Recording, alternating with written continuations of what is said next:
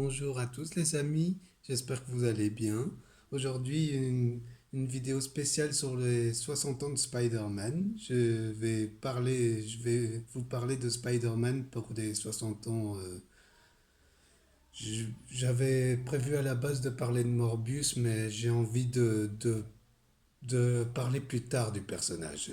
Cette vidéo-là arrivera plus tard parce que c'est pas que j'ai pas envie d'en parler, mais c'est juste que j'ai, j'ai envie de vous parler. Je vais le reporter pour plus tard, en fait, c'est pour ça.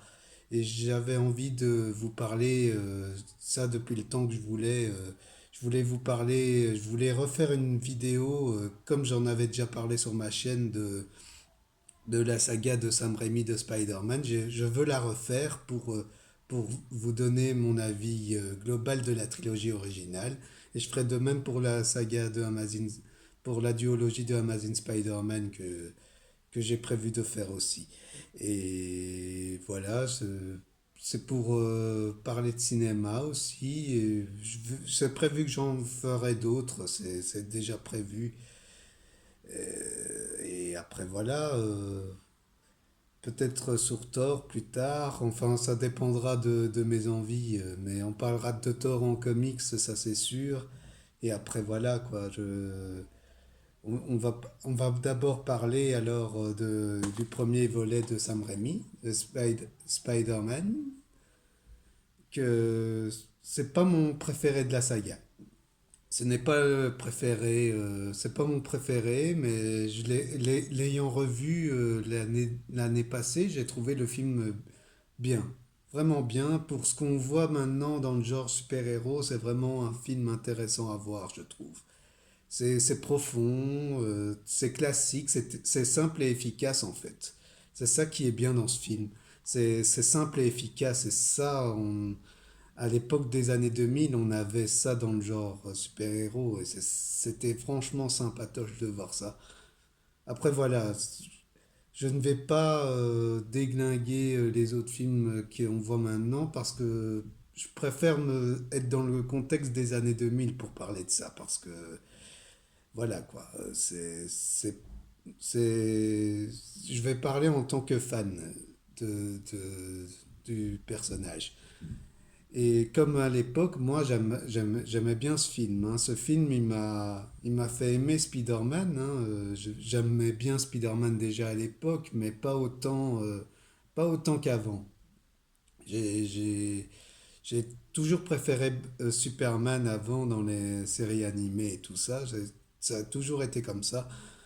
Et après, il y a eu ça qui est arrivé et j'ai vraiment bien aimé quand j'avais été le voir. Je l'avais en VHS à l'époque et je l'ai de nouveau, je l'avais en DVD. Et voilà, j'ai passé un bon moment. Je trouve que William Dafoe est bien en Norman Osborn. J'ai du mal en en Green Goblin, j'ai du mal. C'est juste ça que je trouve que son costume est assez, je vais pas dire ça ressemble à du Power Ranger, mais c'est assez ridicule. Mais je trouve que avec du recul, il est assez imposant. On voit un Norman Osborn très intéressant. Et moi qui me fais les intégrales de Spider-Man, je trouve que c'est intéressant à voir parce qu'on voit que le film essaye vraiment de s'en inspirer de ce qu'on voit dans les intégrales de Stanley et Steve Ditko. Et ça prend l'essence même de ce qu'on voit de Stanley et Steve Ditko, hein. C'est ça le but de cette franchise, ça s'inspire de ça, hein. Ça s'inspire de l'univers classique, hein. Et après, ce Tobey Maguire est très bien. Et vraiment, pour l'ensemble de cette saga, je trouve que Tobey Maguire s'en sort bien. C'est pas maintenant que j'ai plus d'affection avec Andrew Garfield, mais ça j'en parlerai dans la prochaine vidéo. Mais je trouve que Toby s'en sort bien. C'est juste là, avec Christian Dunst, j'avais un peu de mal parce elle est tout le temps à gueuler dans toute la saga, je trouve. Mais après, C'est une Mary Jane intéressante parce que c'est assez fidèle aux comics sans qu'on s'en rende compte, je trouve. Et voilà, après, on a l'évolution des personnages qui évoluent et tout ça, mais c'est... Enfin voilà, je trouve que ce premier film est très sympa à voir. C'est comme les premiers films qui ont fait leur début dans les années 2000 là, avec Blade et compagnie. Ça vaut vraiment le détour et tout ça. Si vous voulez, je parlerai de Blade également parce que Blade, c'est une trilogie que j'aime bien. Je dis bien trilogie, hein, j'aime bien la trilogie, mais on en reparlera si vous voulez. Mais c'est vraiment un bon film, je trouve. Pour ce qu'il est, c'est un bon film. Je l'avais revu en VO, hein, comme le Spider-Man 2, je les avais jamais vus en VF, je l'avais vu que en VF. Et je me suis régalé à les revoyant. Et maintenant que je me refais les intégrales, je me rends compte quand même que ça s'en inspire. Ça s'en inspire et ça essaye pas en faire de trop. Et c'est vraiment très bien. Et on sent la patte de Sam Raimi dans ce film-là. Et moi qui ai bien aimé Darkman, que je vous conseille de regarder, c'est un de mes films de super-héros préférés que j'ai découvert et c'est avec Liam Neeson et on sent que ça s'en inspire. Là, il se permet plus de choses que dans Darkman. Dans Darkman, on voit ses idées déjà exploitées pour ce qu'il va faire pour Spider-Man. Et c'est vraiment très bien. Après, voilà. Pour moi, c'est pas mon préféré, mais c'est celui qu'il faut regarder quand même pour voir des origines différentes de- du personnage, parce qu'il lui sort des toiles vraiment dans le corps, alors que c'est pas ça dans le comics d'origine. Il y a juste ça qui a changé. Et c'était une idée de James Cameron à la base, parce que James Cameron avait prévu de faire le film, et voilà. Et c'est ça qui a fait ce film. Après, on a Spider-Man 2, que je l'ai en Blu-ray. C'est un film que j'ai plutôt... Ça, c'est mon préféré de la saga Spider-Man de Sam Raimi. C'est mon préféré, c'est celui que je chouchoute. C'est vraiment celui que je préfère de toute la saga de Sam Raimi. Parce que c'est avec Docteur Octopus que je connaissais pas tellement bien à l'époque et que j'ai adoré. J'ai adoré comment il est traité, j'adore comment Alfred Molina fait ce personnage avec l'excellence, j'aimerais dire. Et on voit un Peter Parker avec de vrais enjeux. Les enjeux viennent naturellement et t'as des problèmes que tu vois dans les comics aussi, que je vous ai déjà parlé dans le live qu'on voit là quand il abandonne son costume. Je trouve je trouve ça bien maîtrisé et là, Sam Raimi m'a épaté dans ce volet. On voit les conséquences avec Harry Osborn qui en veut à Peter pour la mort de son père dans le premier et je trouve vraiment ça intéressant. Le développement d'Harry Osborn en plus continue d'être bien développé dans Spider-Man 3. C'est l'une des grands points positifs de Spider-Man 3 pour moi, c'est ce qu'ils ont réussi à donner une conclusion à Harry Osborn. Et c'est ça qui est bien. Et j'aimais bien son look de bouffon vert dans Spider-Man 3, malgré qu'on ne peut pas être d'accord que ça ressemble à un look de bouffon, mais ça a essayé de faire une version modernisée, on dirait même un truc à la Soldat de l'hiver, un peu. C'est ça qui est marrant. Et on voit le masque qui ressemble au Soldat de l'hiver, c'est vraiment très bien. Alors, pour dire, je l'ai revu encore et on voit que c'est très méta et, ah oui, j'avais oublié de dire que j'avais également joué aux jeux vidéo des deux volets là. Et c'est le Spider-Man 2 que j'ai passé plus de temps à jouer quand je l'avais sur console. Et je m'en souviens que c'était tellement... c'était épique. On voit Mysterio, on voit plein de d'autres méchants qu'on ne verrait jamais dans la saga de Sam Raimi. Mais on les voit, il y a Scorpion, il y a Shocker qui sont là. Et je trouvais qu'ils étaient bien... Ils arrivaient à faire quelque chose dans ce jeu. C'était vraiment top. On voit même Rhino dedans. Et c'était vraiment bien. C'est marquant. Enfin, pour moi, ce film est mon préféré et j'adore le revoir. et le voir, quoi. Il y a une version Director's Cut qui est aussi présente dans ce Blu-ray, qui est bien, mais elle n'est pas dispensable pour ce qu'elle est. Il faut mieux regarder la version normale parce que la version normale, elle est vraiment bien.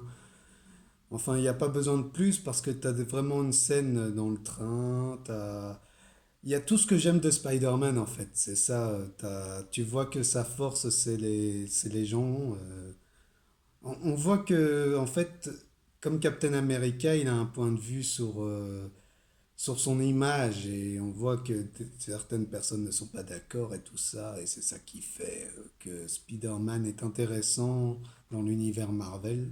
C'est ça que j'aime bien voir de Spider-Man. Et c'est exactement ça que je voulais voir. Et voilà. Après, je n'ai pas Spider-Man 3, donc je vais vous parler comme ça.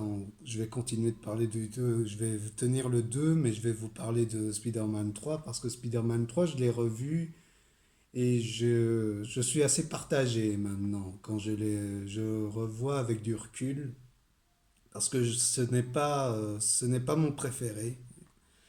Je sais que beaucoup l'adorent, beaucoup le trouvent très surcoté, très sous-coté même. Mais il y a des choses qui ne vont pas dans ce film. C'est juste pour moi, ça ne. Il y a quand même, il y a quand même Venom. Ils m'ont fait aimer Venom dans Spider-Man 3. C'est ça la chose qui m'avait plu à l'époque. Mais je connaissais rien de Venom à l'époque. Je l'ai connu par après avec la série animée Spider-Man. Que je l'ai préféré dedans que dans le film. Parce que, comme j'en ai beaucoup parlé avec certains, c'est que on sent que Sam Raimi n'aime pas Venom. Et ça se ressent beaucoup et il n'est pas assez développé. C'est ça en fait. C'est ça le gros problème qu'il faut. Je trouvais ça dommage et en plus Topher Grace, même si on sent qu'il s'investit dedans, ça je dis pas le contraire, et on sent qu'il essaye d'être un Eddie Brock qu'on voit dans les comics, ce n'est pas le Venom que je préfère. Surtout que son look est copié vraiment de la version noire de Spider-Man. Et juste qu'ils ont rajouté une bouche et tout, c'est ça. Et après, on le voit danser, on le voit faire n'importe quoi dans Spider-Man 3. Avec le costume noir, ils en font n'importe quoi alors qu'ils auraient pu faire quelque chose de grandiose. Enfin, ils auraient pu faire. On aurait pu le voir castagner des gens, on aurait pu voir plein de trucs. Et on voit pas les gens se poser des questions sur son état et tout ça, pourquoi il porte un costume noir, on n'en parle même pas. Après, c'est du chipotage que je veux dire. Mais on sent bien qu'il y a quelque chose de louche. Mais après, voilà. Et après, on va parler de l'homme sable, que je trouve. Je suis assez partagé sur son développement parce que je le trouvais déprimant comme personnage à l'époque. Vraiment, je trouvais qu'ils en ont fait un chien battu à en crever, quoi. T'avais pas envie de l'aider, quoi. Enfin, je trouvais que c'était bizarre. Ils en ont fait un gentil, alors que. Et maintenant, quand tu lis un comics, quand tu le vois, Sandman n'est pas vraiment un méchant, je trouve. Et tu vois que finalement, ce n'est pas. C'est bien ce que Sam Raimi a fait sur le personnage. Franchement, je trouve qu'il y a des bonnes parties qui sont bien parce qu'il a essayé de rendre le personnage humain et c'est ça qu'il voulait faire. En plus, il voulait faire un film sur des personnages plus humains, à ce que j'avais compris dans son scénario. Il voulait mettre Vautour dedans et finalement ça ne s'est pas passé comme prévu. L'avait prévu à la base de le mettre dans Spider-Man 4 qui ne verra jamais le jour. Et voilà, après, voilà, il y a des conclusions avec Harry qui se terminent plutôt. C'est une belle conclusion, il se rend compte des choses. Mais en fait, le film, non, en fait, le plus gros problème, c'est qu'on sent qu'il a une maladresse folle, ce Spider-Man 3, je trouve. Je trouve personnellement qu'il a, avec le majordome qui lui dit rien et que après il faut attendre 3 films pour qu'il lui dise. Je trouve ça assez maladroit et en fait il y a des scènes qui sont maladroits mais on a on a on n'a pas autant ça qu'avant en fait. On n'a pas autant ça que maintenant mais je veux dire que il y a des trucs qui tiennent niveau scénario. T'as la tante May qui est toujours là, elle sert à rendre le héros meilleur, c'est ce qui rend la force de sa... de- et il délivre quand même un message, c'est ça en fait. Ça, c'est ça que j'aimais, c'est pour ça que je préfère le deuxième, parce que le 2 avait vraiment un message pour nous dire que qu'importe qui on est toujours un héros. Et c'est vraiment, c'est pour ça que je le préfère à tous. Mais le 3 après, je veux pas lui taper dessus. Je le trouve, malgré ses défauts, j'arrive à lui trouver de bonnes qualités. Franchement, vraiment, vraiment, vraiment, vraiment, avec ce qu'on a maintenant en Spider-Man, c'est sûr que c'est mieux. Et voilà, après, il y avait le jeu Spider-Man 3 d'ailleurs que j'avais fini sur PS2. Il y avait Morbius d'ailleurs c'est grâce à ça que je le connais, Morbius, hein. C'est grâce au jeu Spider-Man 3 et c'était vraiment intéressant à jouer. Je l'ai sur PS3 mais je l'ai jamais fini parce que j'avais pas compris une mission et j'- et j'aurais voulu en plus, j'aurais voulu continuer sur PS3 parce qu'il y avait plein de trucs. Il y avait le Kaïd qui était là et tout, il y avait Scorpion et tout. C'était sympatoche à jouer encore, hein, même si maintenant c'est très dur à jouer. Enfin, tu as l'impression de contrôler un poids lourd quand tu joues à Spider-Man dans Spider-Man 3. Surtout avec un niveau avec les bombes là qui est un niveau infernal. Enfin bon, on va pas parler de ça, mais cette première saga m'a fait comprendre qu'on peut bien développer l'univers du genre super-héros sans en faire trop. Et je suis vraiment content d'avoir découvert cette première trilogie parce que cette trilogie, c'est vraiment celle que je... Elle a vraiment pas besoin de plus. Trois suffisent, vraiment. Même si j'ai imaginé une fanfiction j'ai imaginé une suite, hein, que bien que Peter aurait arrêté d'être Peter, il arrête d'être Spider-Man. Et j'aurais bien voulu mettre Caméléon dedans, parce que Caméléon, c'est un de mes méchants préférés de l'univers de Spider-Man, avec Kraven. Et c'est des personnages que j'aime bien dans l'univers de Spider-Man. C'est les deux que j'aime beaucoup et je les trouve très sous-cotés. Enfin, ils sont utilisés souvent.